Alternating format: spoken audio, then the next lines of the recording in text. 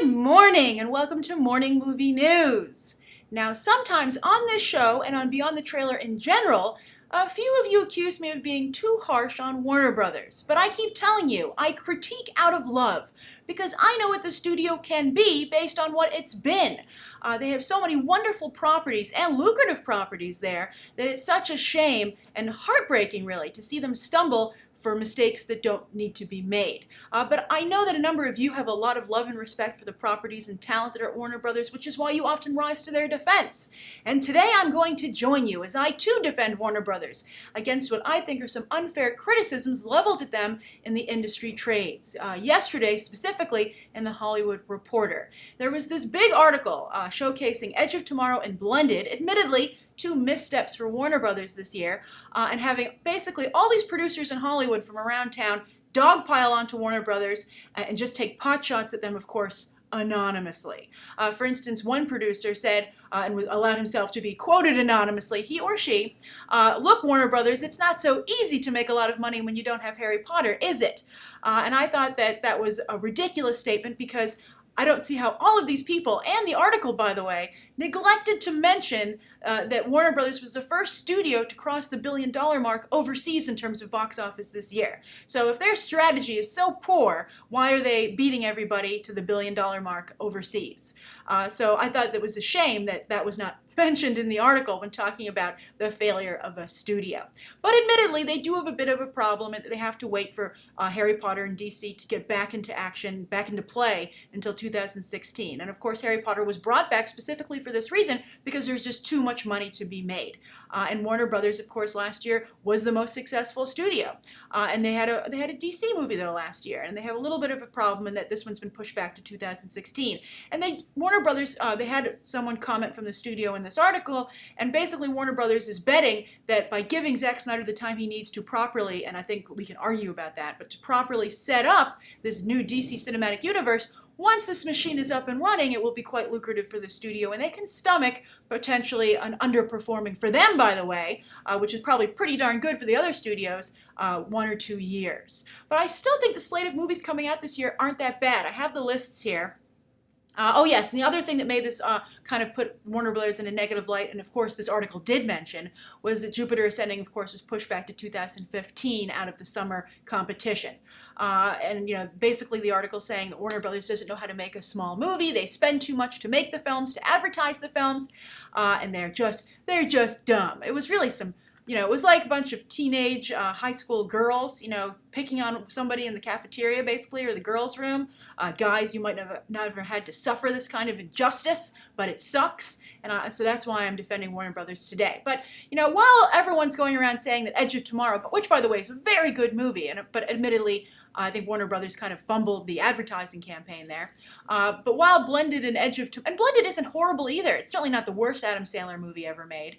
But while those are maybe low points for Warner Brothers so far, they've had some very good points. Now, of course, Godzilla has dropped significantly every weekend since its first release. But still, it was a huge first release. The weekend was very big, the opening. It showed intense interest in this franchise, that it could be rebooted. Warner Brothers is in that franchise for the long haul. They're going to be making a sequel with Legendary, kind of the ex-wife of Warner Brothers right now, but they still have a good relationship for the sake of the kids, which I guess is the audience. But then so Godzilla, there's money down the line in that, and of course it is making a lot of money overseas, and certainly, nothing to laugh at. And they found new talent in Gareth Edwards, which, of course, Disney Star Wars snatched right up. So that was a Warner Brothers Legendary find. Also, let's not forget the Lego Movie. Big performer. It's another franchise. Boom, they have another property over at Warner Brothers that they can, obviously, someone said it's pronounced Ninjago, so that's being made into a spin-off. And they're also doing the Lego Movie 2. So that's something that's going to not only making money now, but will make money down the line.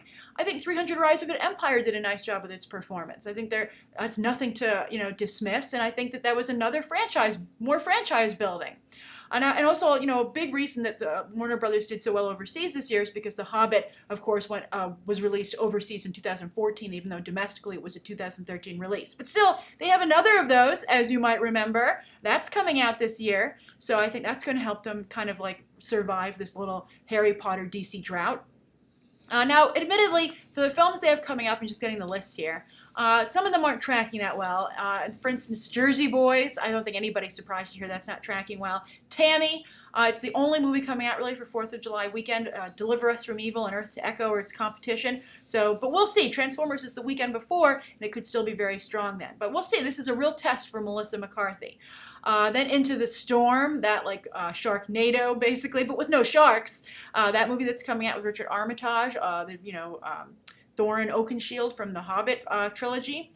Then there's the If I Stay movie. That's the Chloe Grace Moretz film that a lot of you are interested in. Will it post The Fault in Our Stars numbers? We'll see. Then they have Dolphin Tale 2. This Is Where I Leave You.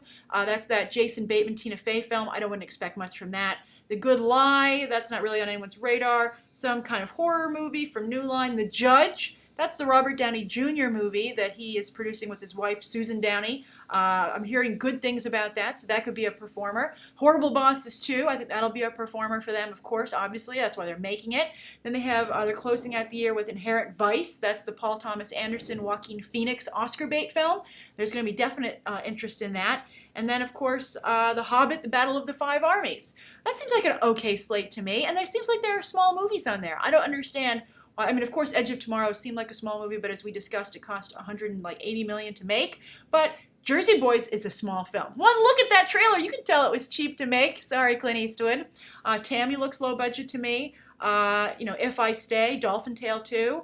How expensive could Horrible Bosses 2 be? I mean, there might be some salaries included there, but this looks like a smart slate to me, and I think it's really, in poor judgment, not only of these other producers to kind of pick on Warner Brothers because they had a couple of bad weeks, but, they kicked off the summer pretty darn nicely for everybody, and also for the Hollywood Reporter, not to mention some of these other things. Where is the talk of the $1 billion mark for the year? Where is the Lego movie and the launching of that franchise? So it just shows you, always, always take these things with a grain of salt when you're reading some of the trade stories. Sorry, Hollywood Reporter. I love you. I do read you all the time.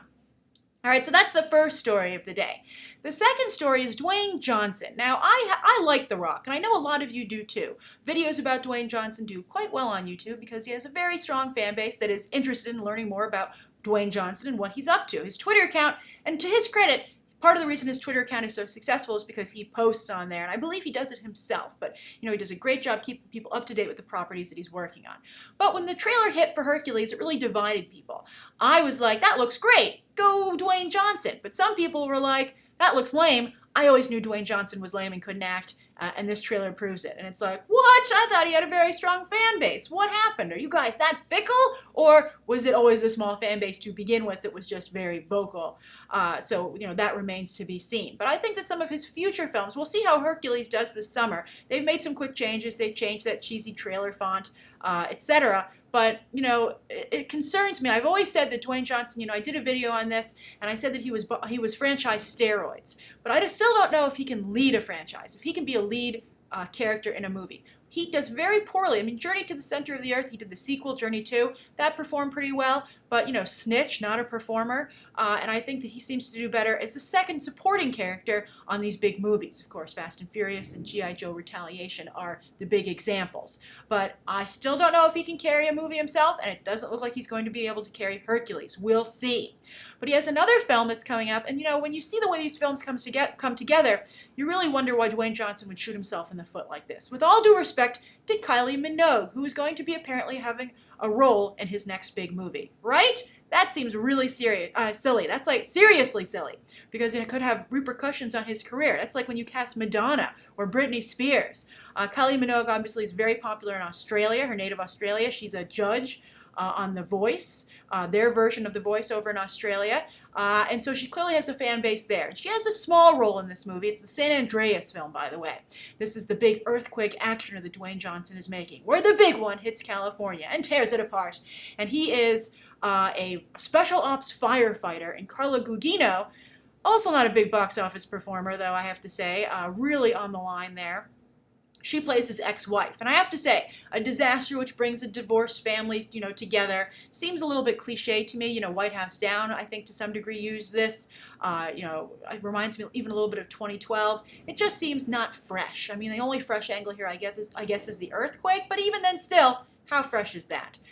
So Kylie Minogue will have some kind of role here. Nobody's saying what it is, but it will be an acting role, and she will be on the soundtrack apparently, maybe to help sell it. But if I were Dwayne Johnson, I don't know. I think Dwayne Johnson at this point, he is part of the Fast and Furious franchise. He is headlining Hercules. I would think he could be like, you know what? Not a good idea. I'm trying to move in the direction of being respected and taken seriously, and starring next to a pop star in a kind of a rehashed, cliche action-adventure movie isn't the way to do it. But we'll see. Maybe the trailer will come out and I'll be like, Dwayne, I'm sorry I ever doubted you. You're phenomenal. And I'm still excited about Hercules, as you can see from my trailer reviews.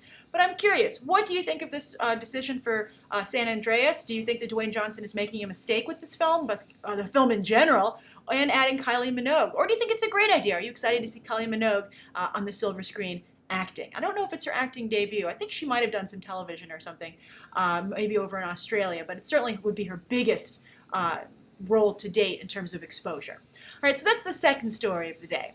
The third story is Kristen Wiig is yet another talent to move behind the camera. She's going to be directing her first film, a script nobody's talking about what it's about, but she's reteamed with her Bridesmaids co-writer, Annie Mumolo. Annie Mumolo was the person in the airplane that Kristen Wiig was sitting next to. That was a quick little role for her.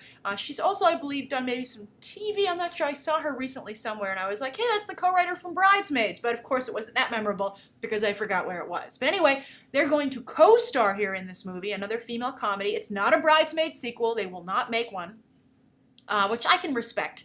But so they're going to reteam on screen. Annie Mumolo will get a co-starring role, and Kristen Wiig will direct her first film. This is very interesting. We're talking a lot about, of course, I have great respect for DiCaprio and Brad Pitt, for producing not only their own films, but films they don't appear in. Elizabeth Banks has also moved behind the camera for Pitch Perfect 2. She produced the first film. She had a small little cameo role, it was like a big cameo, and she'll be directing the second one, which she'll also be producing, so that's exciting.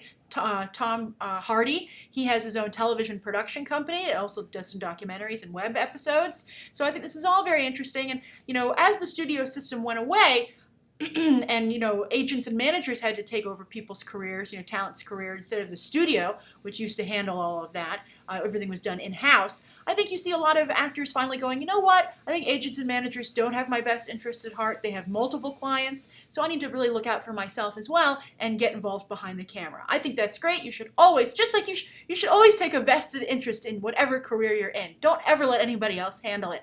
Always look it over, because ultimately you're the one who will live or die by these choices. They can always just find a new client or project or business or whatever you're in. There's always somebody else that this kind of team can go towards. Whoever is the owner is the one with something to lose. And of course, when it comes to Hollywood, actors and directors, etc., are the owners of their brand. But Kristen Wiig, while I think it's nice she wants to move behind the camera, there is a downside to this, in that she has not been able to get a box office success post-Bridesmaids. She took a lot of risky chances. For instance, Girl Most Likely, not a very good film at all. She has that other film out right now. I forget what the name of it, but it's with Guy Pearce. Nobody's talking about that. And she was in Walter Mitty, The Secret Life of Walter Mitty, opposite Ben Stiller, but nobody talked about that movie either. And she certainly had very little to do there. That was a very sideline wallflower role. Not something you'd expect Kristen Wiig to do. She's really not utilizing the talents that we saw on Saturday Night Live. Although I had a love-hate relationship with Kristen Wiig on Saturday Night Live. Sometimes I thought she was brilliant, and sometimes I thought she just went too far and overplayed her hand with a certain character or sketch to the point where it was just annoying. But she certainly for a long time was the star of that show, and she's really not being very funny in her feature work, which I think is a very bizarre choice. But I think they need another actress to join them here that might bring somebody into the theater, because clearly Kristen Wiig can't do it, and Annie Mumolo certainly won't do it, and I don't know if just from the team behind Bridesmaids will be enough to sell this, because it hasn't been enough to sell any of Kristen Wiig's other films. All right, so that's the third story of the day. The viewer question comes from Caitlin Mudgett, and Caitlin says, hey Grace, I have a question. Why do you say that an animated movie being stylized is a problem that could hurt it in theaters? What exactly do you mean by stylized? One example you brought up that I didn't know was stylized was Disney's Atlantis. I enjoy animated movies, whether they're 2D or 3D. Me too, Caitlin. And when I've seen advertisements for these movies, like trailers, I just care if the animation looks cool, and of course, most importantly, the story behind it. Good for you, Caitlin. Those are great criteria for whether or not to see a film. And like you, I'm interested in stylized animation, and I think it's great to see people push the edge of the envelope and what they can do creatively. But that's a small group of people. We're animation fans. A number of us here watching the show today are animation fans. And we're very interested in people pushing the edge of the envelope. But when you're talking about mainstream numbers, needing to get a lot of people into the theater, you need to appeal to a mass audience. And it's hard to do that when you have stylized animation, because it's off-putting, and I think that people who want to relax or aren't as much into the arts of film, and that's a big group of the movie-going audience, you have to realize that, they're going to go and pick something that's a little bit more friendly and a little bit, what they're used to looking at. Now, but first let me define stylized, because Caitlin was wondering about that. Stylized is, not just, for instance, Disney animation. I think, though, Disney animation is becoming slightly stylized with their CGI work. It looks very much like dolls come to life. But, non-stylized is as true to real life as possible. However, stylized is when you start putting in aspects that you wouldn't see in real life. For instance, in Atlantis, Disney's Atlantis, you might recall that all the fingernails were triangles and all the fingertips were square. That is something that's a very small detail, but you really notice it, and it really takes you almost out of the movie, because you're like, well, these don't look like real hands, these don't look like real people. I guess what that stylization puts up a wall. It's harder to immerse yourself in what you're watching, because your little details like that take you out of it. Because while they might be artistic, again, they're a distraction. Now, recent stylized films are, for instance, Leica. And I think the more stylized Leica has become, the less successful they've been at the box office. They still have their cult fan base, of course, obviously. But again, they're sliding in terms of their box office performance. Coraline was somewhat stylized, but overall, largely, I think, had that doll effect that's working so well for Disney. Intentionally so, with the button eyes and stuff like that. But overall, it was more closer to real life. Paranorman, I felt, became more stylized. You could see that it was becoming more clear that these were clay figures. You were meant to pay attention to the artistry of the clay, of the stop motion animation, which is great, but again, it puts up that barrier of before you can't really immerse yourself in the film. And maybe that's what it is. Maybe mainstream audiences, if you ask them if they were interested in pushing the edge of the envelope and different types of animation, they'd say yes. But then they would watch it and be like, I don't connect to this, I'm not going to go and pay to see it in theaters. Because also, that's another thing. Most of your moviegoers have to make tough decisions when it goes to coming to the movies. So they can't see everything. So you have to really make an argument in your advertising and the movie that you've made to get them to spend their money on your movie. So Leica, more stylized, less successful. Aardman, they became more stylized, I think, as well, and they therefore had some problems at the box office. The Pirates, for instance, who don't do anything, very stylized, also in its humor and story, and that ran into problems for them as well. And then also, I think the best example recently is The Book of Life, that Guillermo del Toro produced film from Real FX. I think it looks beautiful, but it's highly stylized. They've animated the characters almost as puppets.